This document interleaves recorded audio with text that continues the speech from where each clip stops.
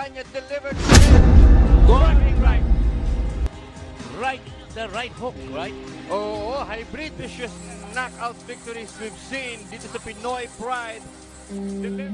Isa sa mga tinutukan nating mga Pilipino noon sa mundo ng boxing ay ang tinaguriang asukal ng Philippine boxing noon, ang tubong taga Bacolod City, Negros Occidental na si Genesis Serbanya. Isa ito sa talaga namang pinagmamalaki ng mga Pilipino dahil sa husay at pagiging matinik na boksingero nito sa ibabaw ng lona, mga idol.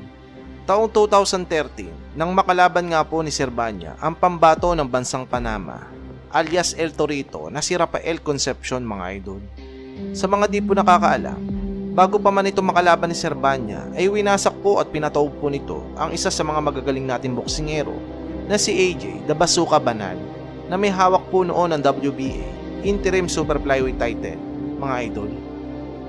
Parang nalalata siya. Pero umina siya dahil nasaktan talaga siya. Less than a I minute. don't think he expected Concepcion to come back like he has. Oh, he got part of the hard right. Oh my Oh, God! and that is down. Knockdown. Bounced off the ropes with the right hook. Nakalaban na rin po nito ang batikan nating boksingero at 4 Division World Champion na si Filipino The Flash Nonito Donaire. Bagamat natalo man si Concepcion dito, ay pinakita naman nito na kayang-kaya nito makipagsabayan sa noon ay sobrang lakas at kasagsagan pa ng pride na si Nonito Donaire, mga idol.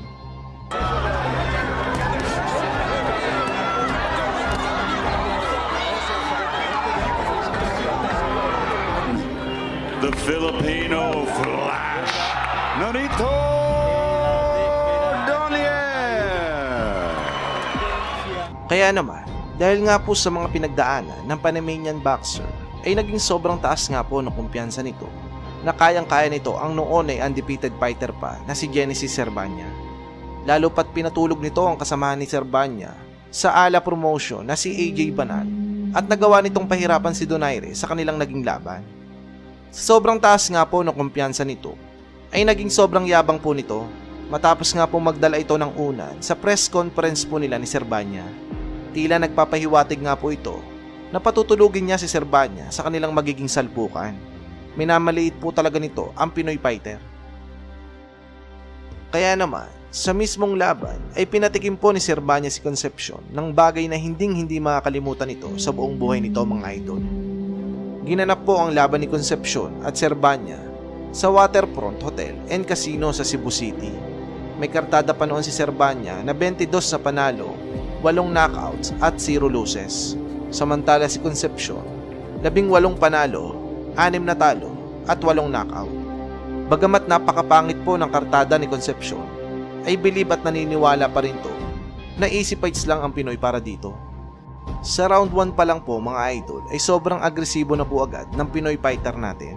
Tila ba nagbabadya po ito, natatapusin na agad nito ang mayabang na Panamanian boxer. Dala na rin po ito ng kanyang emosyon upang maipagigante ang kasamahan nito na si AJ Banal. Kasama na rin po dito ang mga panlalait nito. Won them both by decision. Pero malikit round na siya, trying to get back the winner. Pero sabi niya, oh, beautiful counter.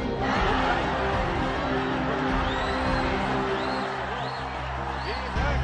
He felt the power of Genesis. Good right number one. Serbanya is catching him.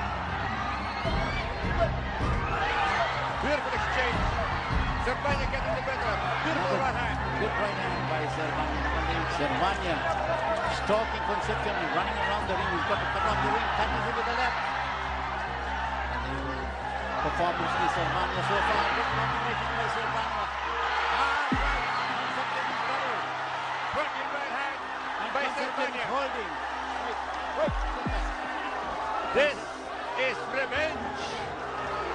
Revenge written all over the fists of Serbanya, but do not count out Concepcion. See, he connected with a good overhand right against si Concepcion. Yun ang delikado, yung overhand right niya. Pero si Serbanya, maganda yung timing niya, maganda yung galaw niya. Maganda yung counter holding again. Yun.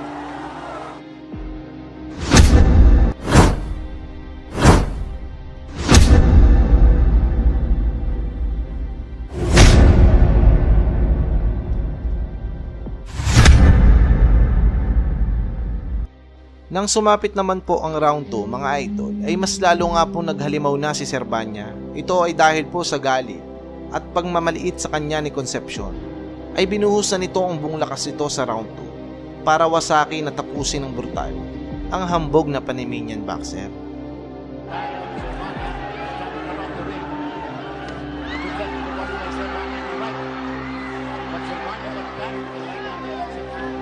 Remember, the knock fight Concepcion was hurt several times. And yet Concepcion was able to bounce back.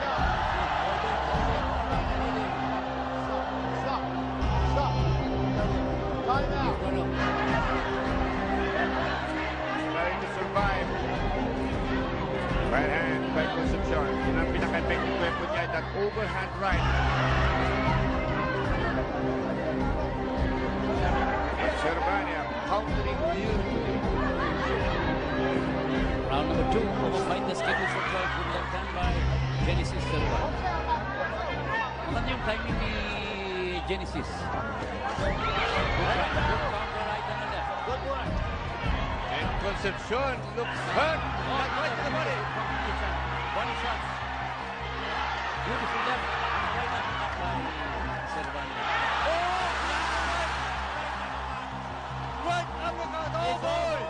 It's over! Si Elbunan na kanyang iririgalo daw kay Serbanya, but he's flat. He's flattened out. This is the event.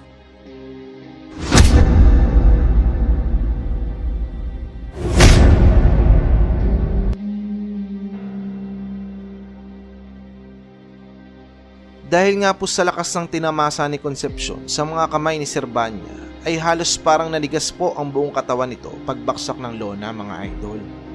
Ito yung literal na natulog ng mahimbing sa ibabaw ng ring. Tila nabaliktad po ang kagustuhan ni Concepcion na patulugin ng Pinoy sa ring sapagkat siya ang mistulang naging mahimbing ang pagkakatulog na may kasama pang bangungot dahil sa paninigas ng katawan nito mga idol. Sa ngayon po mga idol ay 3 taon na pong hindi sumasampa ulit sa lona ang kababayan nating si Genesis Serbanya. Ang huling laban po nito ay 2019 pa, matapos matalo sa isang unanimous decision kay Carlos Castro ng Amerika. Samantala si Rafael Concepcion naman mga idol ay matapos ang 2 sunod na pagkatalo mula kay Serbanya at taong 2015 ay tuluyan na itong nagretiro sa boxing.